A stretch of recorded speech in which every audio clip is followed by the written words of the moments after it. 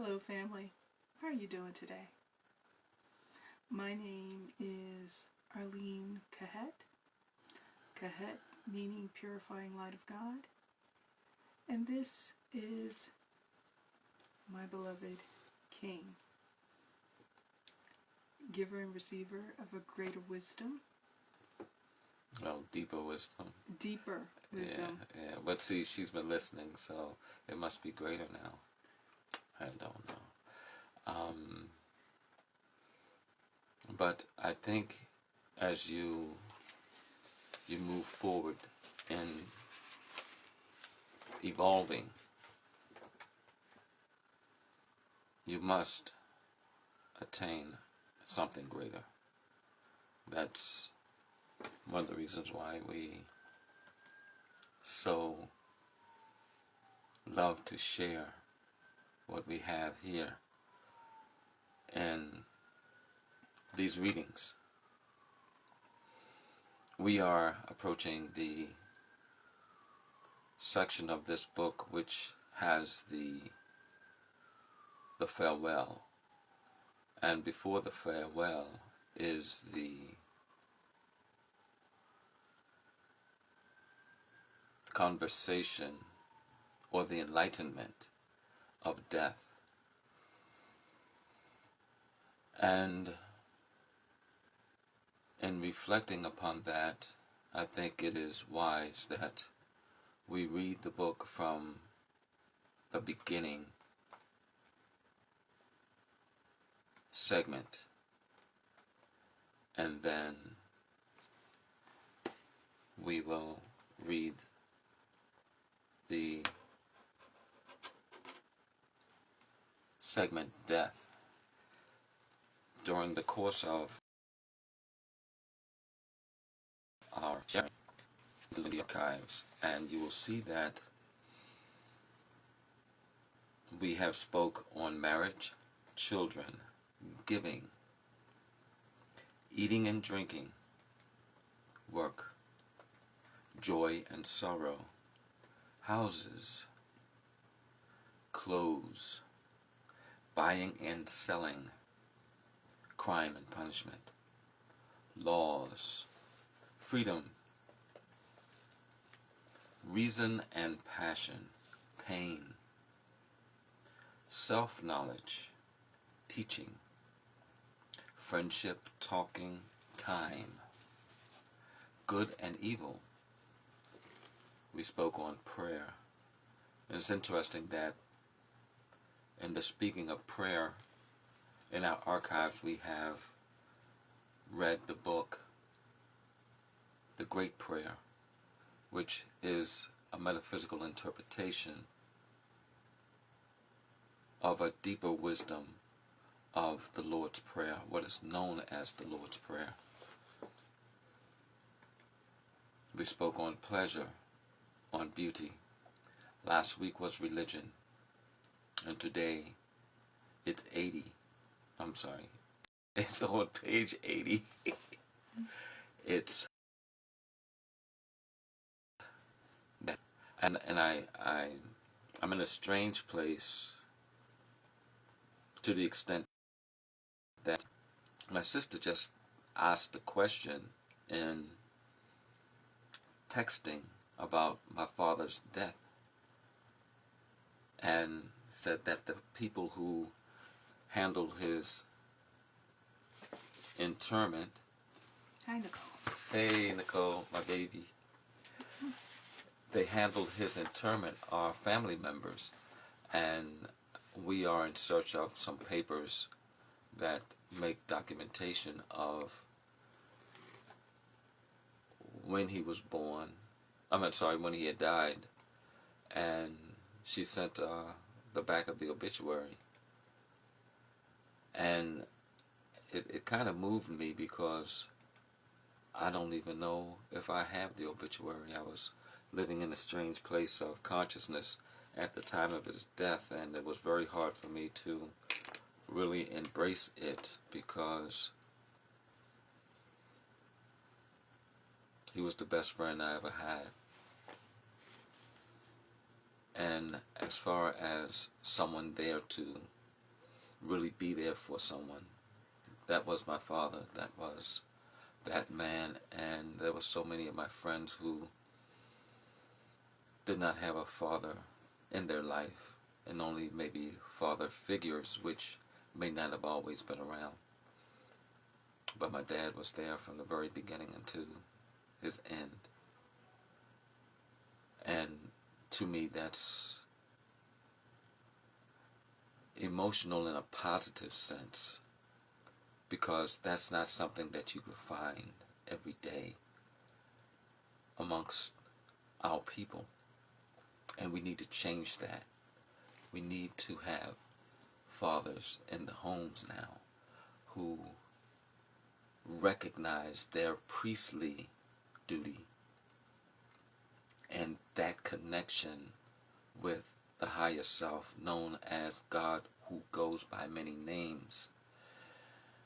So, in speaking of religion last week, this book was written in 1923. My father was born in 1926. There's a lot of wisdom in many things, of which we need to align ourselves to receive the deeper meanings and not let ourselves get caught up in the foolishness of separation. And what I mean by that is all things are one. All things makes the wholeness of every experience that we are and what we will become. Next week is going to be springing forward. So you're going to have to set your clocks forward an hour, those who are here on the East Coast. And I feel an energy, a vibration moving me into a new dimension because of that. Not only because of that, but there's so much more that I can't express right now. I'm starting a course called Attaining Mastery of Living Awareness. Arlene, a friend of ours named Harvey, and myself, we're going to teach that course. It's on the 50 universal laws, the 50 primary universal laws that go beyond what we actually know. But there's over 400 universal laws. But the 50 primary laws will assist people in better understanding how to live more authentically with themselves and with others. And I am branding myself with a term called Kingology. It's a deeper wisdom. It's a reawakening of consciousness through alternate sight. The Bible is a book that is a living document, and a lot of people reflect on it as though it is a 2,000-year-old script that is outdated. But it is the only script that is more in alignment with all that you need now when you see it through new eyes. Because even in the scripture itself, Isaiah 43, it says, "Behold, I make all things new." I am doing a new thing. It says, "Behold, I am doing a new thing. Have you not perceived it?" And people to this very day have not perceived this newness. Just as we have expressed previously, the body that you're in right now is not the same body you was in last year. Last year, right? Last year. Like every cell of your body has been replaced, has been regenerated to replace that which was just from last year. So everything is new. So with that being said, what we want to do is we want to entertain you today. We may go a little over, but we want to entertain you today with the beginning of the book and the emotions of the introduction, which is titled The Coming of the Ship. So I'm going to start off. yeah, let's begin. Al-Mustafa, the chosen and the beloved, who was a dawn unto his own day, had waited 12 years in the city of Orphalese for his ship that was to return and bear him back to the isle of his birth. And in the 12th year, on the 7th day of Elu, the month of reaping, he climbed the hill without the city walls and looked seaward. And he beheld his ship coming with the mist. The gates of his heart were flung open, and his joy flew far over the sea. And he closed his eyes and prayed in the silences of his soul. But as he descended the hill, a sadness came upon him, and he thought in his heart, How shall I go in peace and without sorrow? Nay, not without a wound in my spirit shall I leave this city. Long were the days of pain I have spent within its walls, and long were the nights of aloneness. And who can depart from his pain and his aloneness without regret? Too many fragments of the spirit have I scattered in these streets, and too many are the children of my longing that walk naked among these hills, and I cannot withdraw from them without a burden and an ache. It is not a garment I cast off this day but a skin that I tear with my own hands. Nor is it a thought I leave behind me, but a heart made sweet with hunger and with thirst. Yet I cannot tarry longer. The sea that calls all things unto her calls me, and I must embark. For to stay, though the hours burn in the night, is to freeze and crystallize and be bound in a mold. Vain would I take with me all that is here. But how can I? A voice cannot carry the tongue and the lips that gave it wings. Alone must it seek the ether, and alone and without his nest shall the eagle fly across the sun. Now when he reached the foot of the hill, he turned again towards the sea, and he saw his ship approaching the harbor, and upon her prow the mariners, the men of his own land. And his soul cried out to them, and he said, Sons of my ancient mothers, you riders of the tides, how often have you sailed in my dreams? And now you come in my awakening, which is my deeper dream. Ready am I to go, and my eagerness with sails full set await the wind. Only another breath will I breathe in this still air.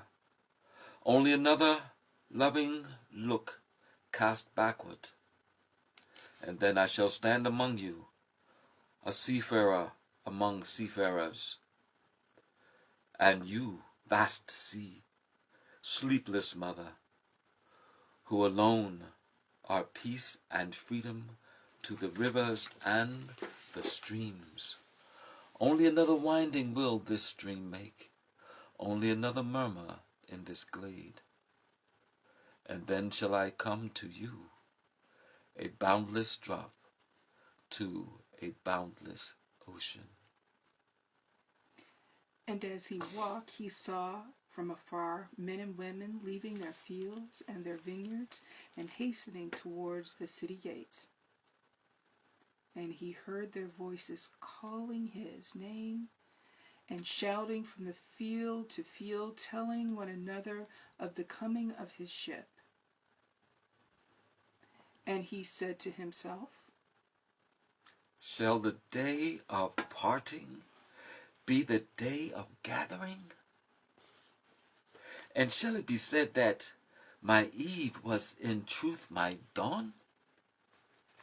And what shall I give unto him who has left his plow in mid-furrow, or to him who has stopped the wheel of his winepress?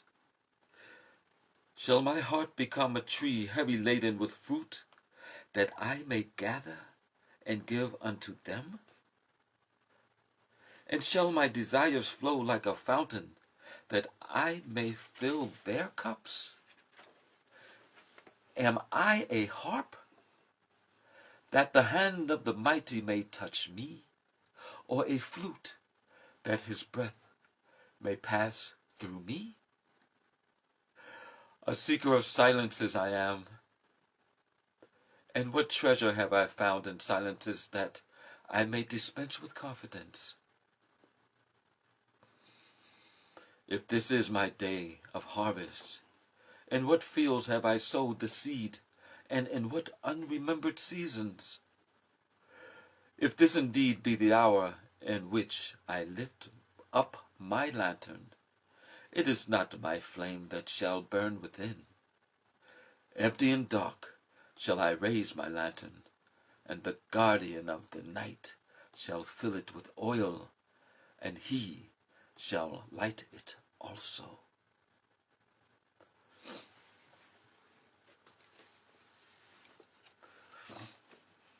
These things he said in words, but much in his heart remained unsaid, for he himself could not speak his deepest secrets. And when he entered into the city, all the people came to meet him, and they were crying out to him as with one voice. And the elders of the city stood forth and said, Go not yet away from us. A noontide have you been in our twilight, and your youth has given us dreams to dream. No stranger are you among us, nor a guest, but our son and our dearly beloved. Suffer not yet our eyes to hunger for your face. And the priest and the priestess said unto him, Let not the waves of the sea separate us now, and the years you have spent in our midst become a memory.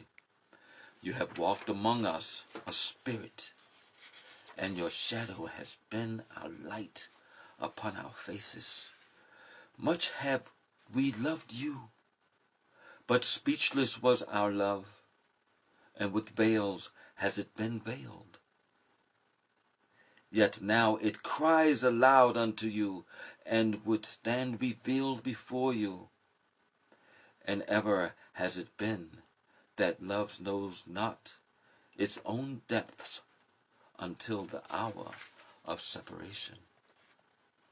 And ours came also and entreated him, but he answered them not. He only bent his head, and those who stood near saw his tears fall upon his breast. And he and the people proceeded towards the great square before the temple.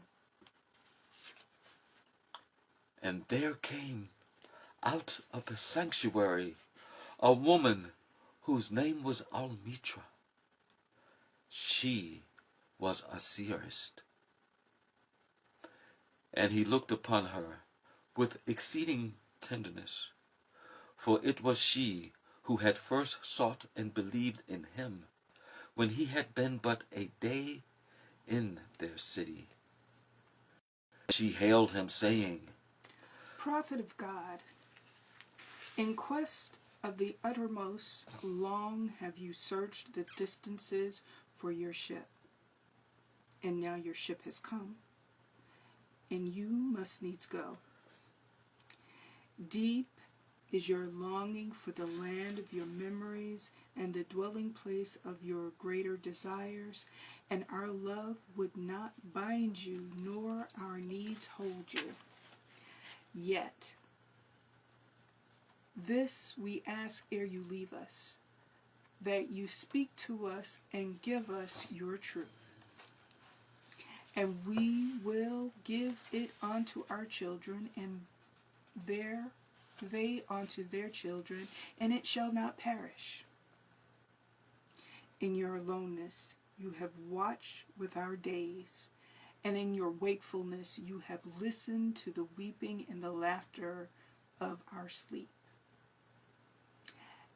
Now, therefore, disclose us to ourselves, and tell us all that has been shown you of that which is between birth and death.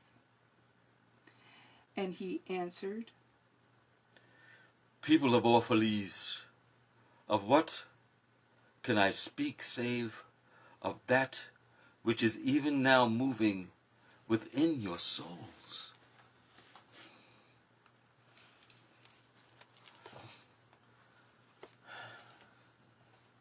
Every time I read this, I think of the days of being a paramedic in the city of Baltimore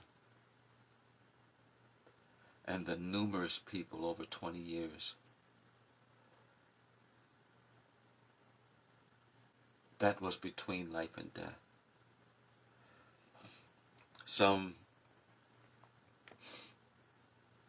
Many had made it on the other side of death, of which there was nothing I could do. For when the Spirit is called, it must obey. Yet when the Spirit is called to this life, the breath of that child is taken in, and new life begins. And I've seen these. I've seen people struggle for breath and their medical conditions and their circumstances. I've seen people addicted to heroin on their last breath. And if not for us being called to administer Narcan, which now is available more readily for many people because they know that it can save lives,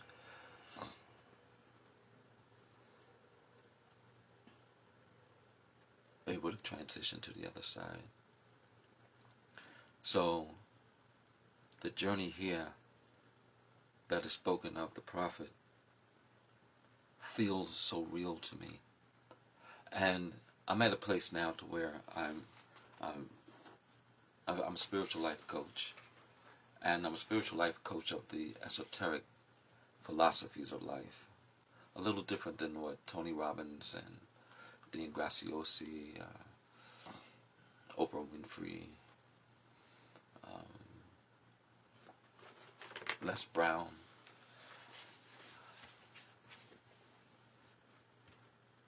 Reverend Miles Monroe. I am king, the king you never thought you'd see. And I know that this is the time of which the world is calling in need of something that they're craving for. And so I know that there's going to be a shift in what's happening for me and what I must do. So you'll see a new me very soon, because it's a must. But I shall not forget you. But I need your prayers, and I need you not to forget me. For we all are one in this circle of life. And as you take that breath in prayer to speak my name for the ancestors and prosperity to come for us as a people, it shall be. So we shall continue with our reading. Then Almitra spoke, saying, "We would ask now of death." And he said, You would know the secret of death, but how can you find it unless you seek it in the heart of life? The owl, whose night-bound eyes are blind unto the day, cannot unveil the mystery of the light. If you would indeed behold the spirit of death, open your heart wide unto the body of life. For life and death are one, even as the river and the sea are one. In the depths of your hopes and desires lies your silent knowledge of the beyond. And like seeds dreaming beneath the snow, your heart dreams of spring. Trust the dreams, for in them is hidden the gate to eternity. Your fear of death is but the trembling of the shepherd when he stands before the king, whose hand is to be laid upon him in honor. Is the shepherd not joyful beneath his trembling, that he shall wear the mark of the king? Yet is he not more mindful of his trembling? For what is it to die, but to stand naked in the wind and to melt into the sun? And what is it to cease breathing, but to free the breath from its restless tides, that it may rise and expand and seek God unencumbered? Only when you drink from the river of silence shall you indeed sing. And when you have reached the mountaintop, then you shall begin to climb. And when the earth shall claim your limbs, then shall you truly dance.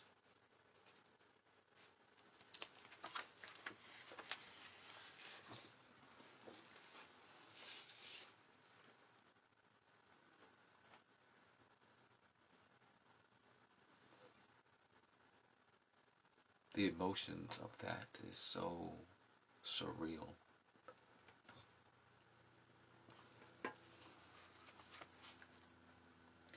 And when the earth shall claim your limbs, then shall you truly dance. Is reflective of you no longer having limitations at all. You become the ether. You become the energy that you once was. For energy does not dissipate, it only recreates in another time and space. And knowing that time is merely a creation that at one point will also return to whence it came. And that would be eternity, for time has its purpose. And when time no longer serves its purpose, it will have nothing else to do but return to where it came.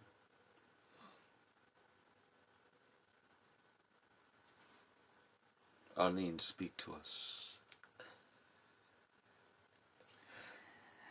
So when I read this, I suppose the thought that really came to mind was that you are more than your body. And I recall, like right around the time of my mother's passing, there was someone that, now I didn't work with him directly, but I worked in the same building as he, and I had gone missing for a few days because I went to South Carolina to,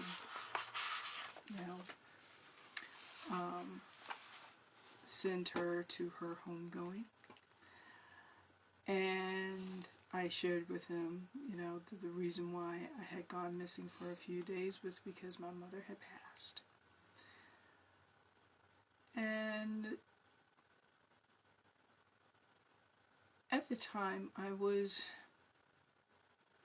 had several mixes of emotions during that time. The most paramount part was that I was sad. Sad because of the fact that, in my way of thinking, she had suffered. But there was also a sense of relief because my thought was, because she let go of the body, she was no longer suffering. But there was a unbiting sadness because she was, for the most part, my best friend. So when I shared that my mother had passed with this coworker, he says to me, he says,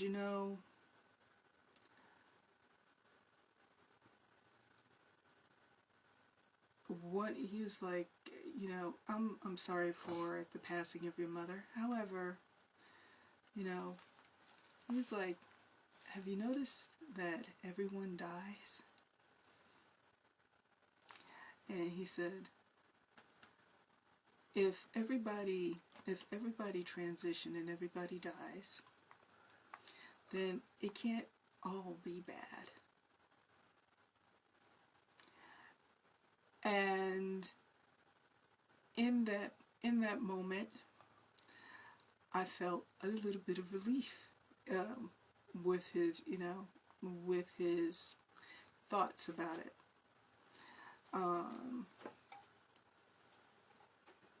Understanding that this was not, our physical being is not the end. It is just a temporary place where we have our experience and then we evolve to someplace else or something else. that the energy never dies. It just recreates in another time and space. You like to say that quite a bit. And so my thoughts went to that moment of when that person who worked in the same building said to me, and not be in a place of being in fear about it. I haven't really been afraid of death for a while now. My thought had been, well, it would probably happen, and no need to worry about it if it's probably going to happen. But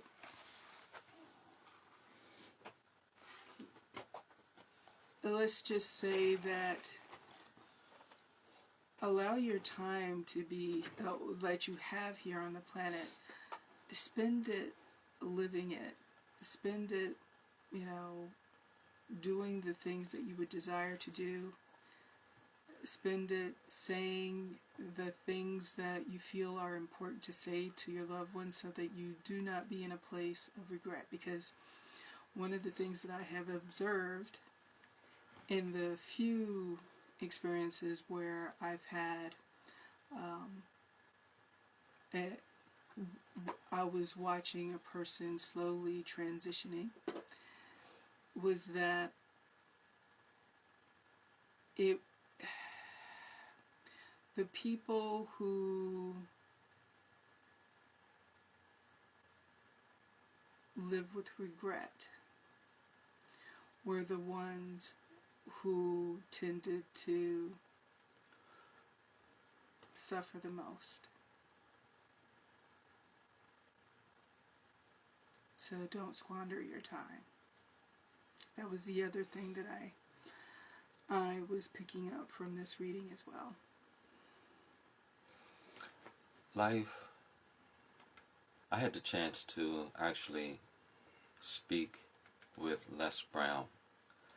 There's a new app that's up and running called Clubhouse.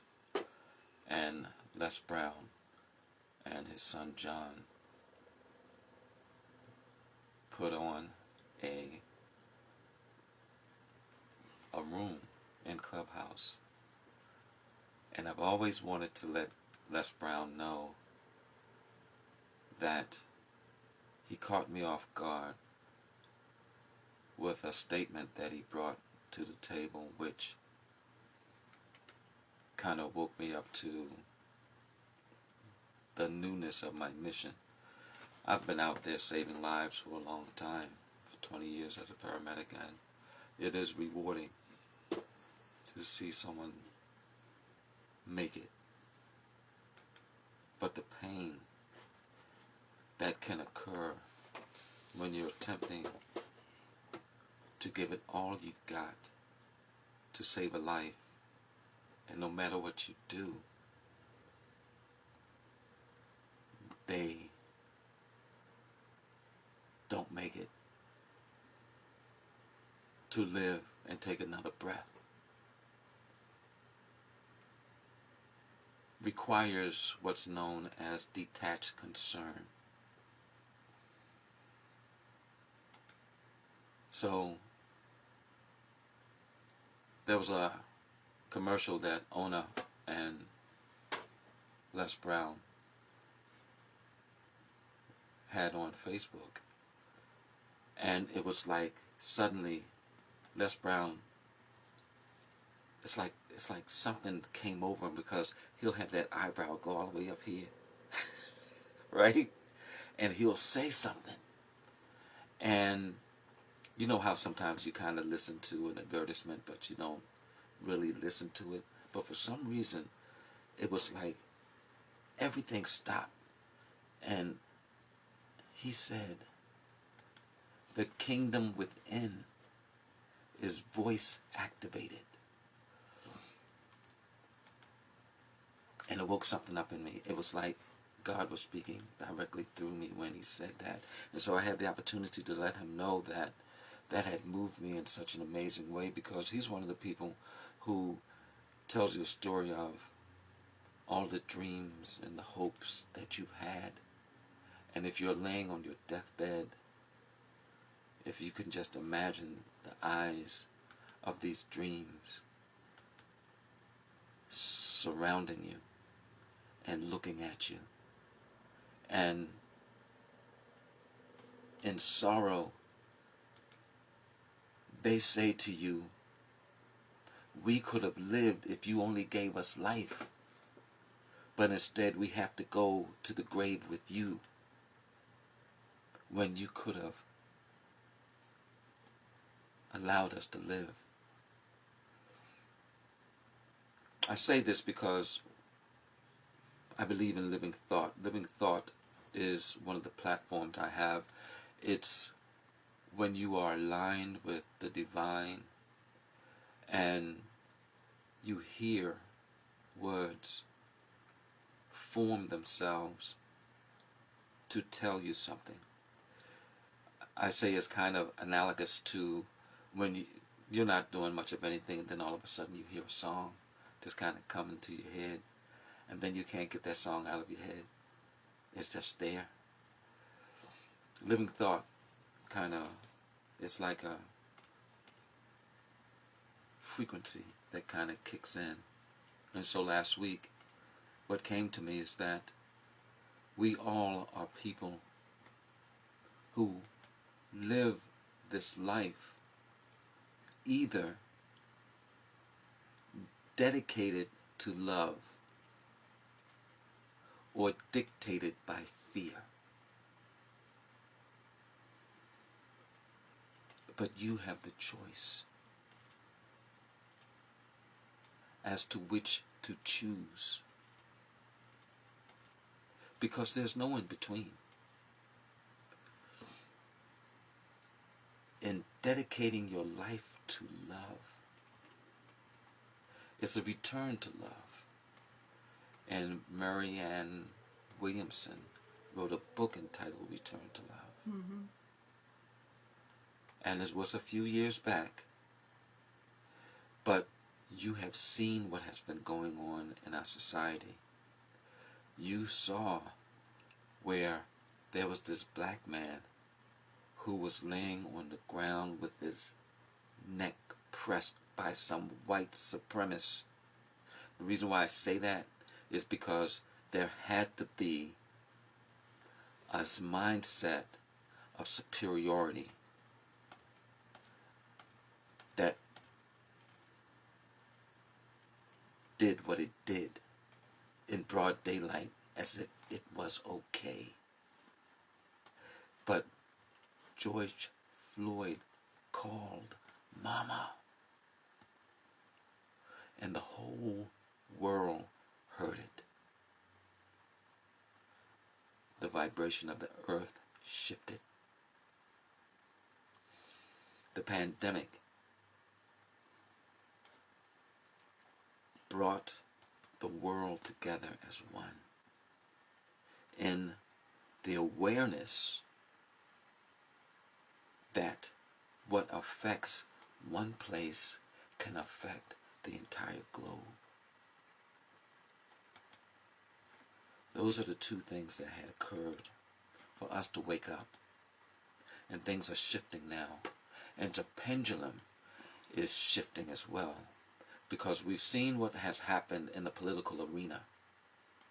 And right now, to this very day, the United States is still divided. Almost 50-50. And in circumstances like that,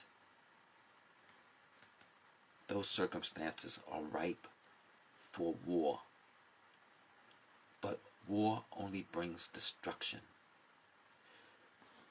There's a scripture that says that there is only one who comes to kill, steal, and destroy. Black History Month was just last month, which was last week, but of course it was a month. And every Black History Month, we discover the things that black lives brought to the table that was stolen and someone else was given credit for, who was not of color. We saw the number of deaths from the COVID because of mismanagement. That's what that was about. But the influencer operates through propaganda. And the propaganda does not have to be the truth. So we need to step out of this mindset of acceptance of anything. Reason why is because there should be no more corruption. All of that needs to be just canceled. To steal, to kill, to destroy is not the way of God, because God did not give us a spirit of fear, but of power and of might and a sound mind. So your choice is one of two things: to live a life dedicated to love, or continue living your life dictated by fear. I didn't want to step out onto the public arena because Martin Luther King was killed. Malcolm X was killed. John F. Kennedy was killed. That was the first death of a public official that I knew of as I was growing up. These things rattled me. And to be watching television and see Robert F. Kennedy being shot, these things rattled me. And it made me feel as if you need to keep silent, because if you don't, someone's going to come to kill you. Mm-hmm. But I can't keep silent anymore, because I cannot live a life that dictated by fear anymore. The fear of criticism, any fear, all of that needs to be out of here, including the fear of death. I've been blessed because my mom is 89 years old. She just celebrated her 89th birthday last week. And she is one of the matriarchs of the family now. And literally, the torch of the family is being handed over to me. I am one of the oldest grandchildren. And family is so important. And family is the ties that bind in a positive way. All of you are family to me because of the love I feel from you. And we all receive love from that one source, which goes by many names. And we are the expression of that love. So, death is an unusual thing to embrace. My mom, as Arlene had said earlier,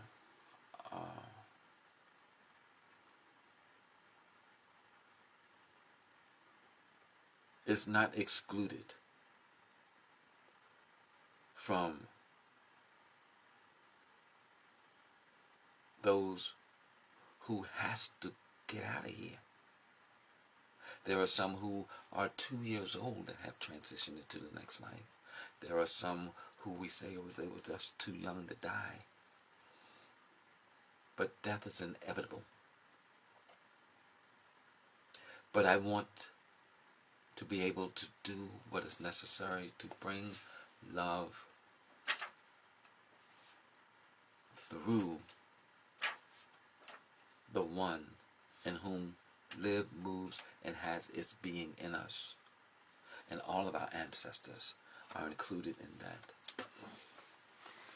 This is a picture of what Kahlil Gibran had drew himself in his expression of this passage. And I find it interesting that it says, "For life and death are one, even as the river and the sea are one. In the depths of your hopes and desires lies your silent knowledge of the beyond. And like seeds dreaming beneath the snow, your heart dreams of spring." Spring is on its way, y'all. It's just around the corner. But every day is the first day of the rest of your life. And as Arlene was saying, cherish the acknowledgement of that and use your time wisely. Arlene? Yeah, I'm complete. I've said what I wanted to say. Okay. Trust the dreams, for in them is hidden the gate to eternity. And I find it interesting when it says trust the dreams, because your dreams are your hopes and your desires. They're not the things that you go to sleep that channel through your head. Not really. Those are the things that channel through your head while you're sleeping.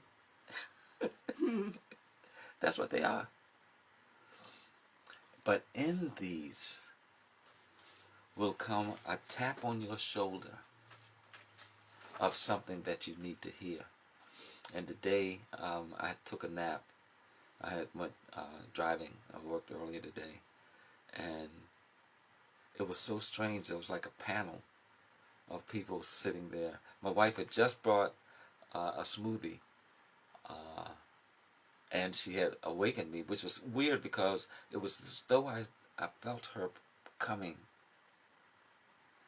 into the room, but I was asleep. Anyway, she handed it to me, and I know I was still groggy, and I took it and I went to sip on it and I set it down. Oh, I'm supposed to go downstairs. I got it out the freezer. Anyway, I set it down, and I was telling myself I need to get up, so I needed to make a decision. And in the dream that ensued, I was with the people who made the smoothies. And so the person that was there I was talking to, we was having a conversation, and she said something like, well, I need your smoothie is melting, and here, let me mix you up a little more so you can pour it in there, because I don't want it to be too soft. And then there was this voice that said, yeah, she don't like it too soft. She don't like it too soft. And so then there was like a discussion about decisions. And the decision discussion was similar to this. Pythagoras, I think it said something like that. Pythagoras didn't make a bad decision. He just chose the wrong one. And I was like, what? And then another one came along and said, he has 10 heads, but he only let one of them choose. And then another voice came forth and said, sometimes it's not that you made a choice, it's that you decided not to choose. And that in itself is a choice. And that in itself is a choice. But you made the decision not to choose, and instead a choice was made for you. So I woke up and I was like, well, I don't want my smoothie to get unfrozen. So let me go and put that away. So I did that. And the choice was to wake up and get myself ready for this program, get myself ready for the future. Because as Rock knows, I was with the fire department for several years. And Rock beats us all on that one. But Rock is a strong brother, no doubt. Blessings, Dorian and John. I see you guys. I think it's important to say this. We move and have our being because we must. Find out what that is. And in the process of moving and have our being, we have to acknowledge this. This life's living is not to be lived in fear, but to be lived in dedicating ourselves to love. And every act, everything that we do has to be about love. And we cannot allow fear to dictate our lives anymore. I can't. I have to stop. So I'm going to be a public speaker. I know this. I have to bring things to the stage that others have not spoke of. There's a story that I have to bring to the table that people need to better understand, because there's so many people who don't understand who Christ really is. And the fullness of that story of the war in heaven. And the experience of Donald Trump not conceding the presidency is symbolic to that of when the devil said that he was not going to let his dominion over the earth go.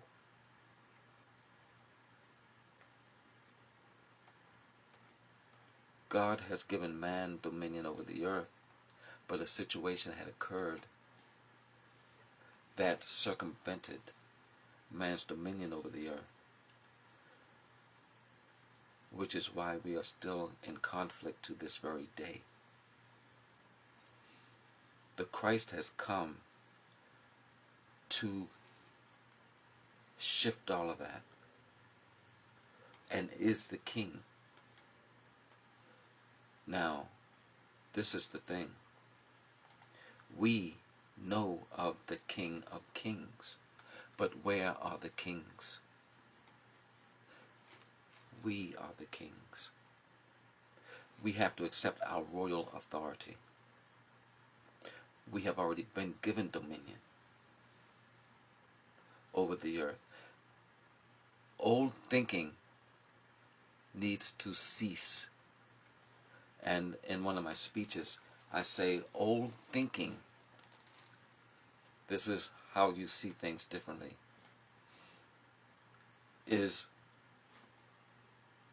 a word, has a word called in it, thinking. And if you take that word thinking and you look at it carefully, you'll see that there's 8 letters. And of those 8 letters, if you split them down the middle, you have thin king. Okay? So old thinking is like an old thin king who has no power over you, has no authority whatsoever, because he doesn't have the strength, because it was taken away from him. But the only strength he has is that which you allow him to have. So if you give up your authority and you choose not, the old thin king will choose for you. And old thinking needs to die